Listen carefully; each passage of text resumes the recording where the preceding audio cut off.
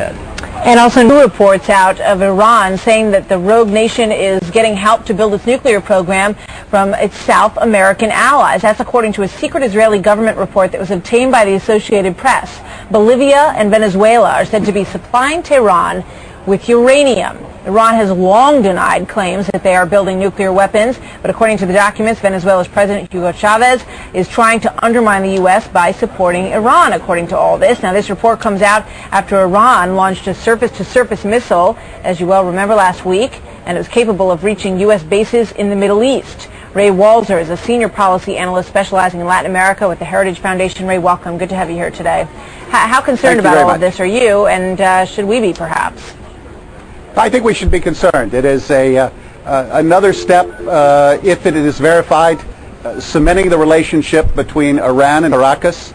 We know very well that Chavez looks to Iran as an anti-American partner. He looks to it as a potential ally in his hostilities to the U.S. And where would the uranium be coming from? How much documentation? Because I'm sure that, when people hear this, it harkens back to a story about Iraq trying to, get similar materials that turned out to be difficult to nail down. So how good is this report and this intelligence, do you think?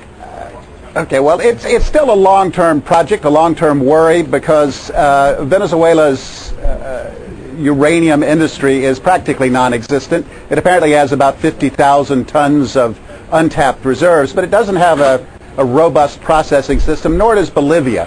Basically, what you could begin to do is to ramp up production in Venezuela and use sort of clandestine conduits to move uranium to Iran for enrichment there.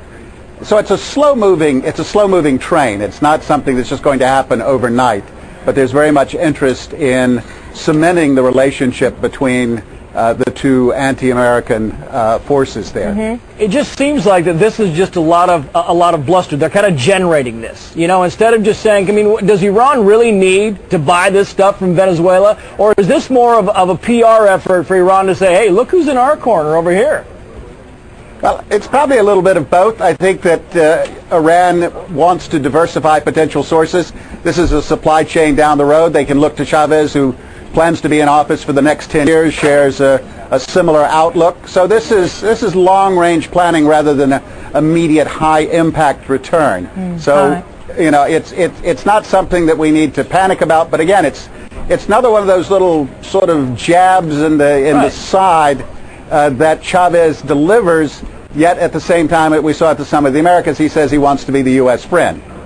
Ray Walzer, thank you very much. Good to have on the radar.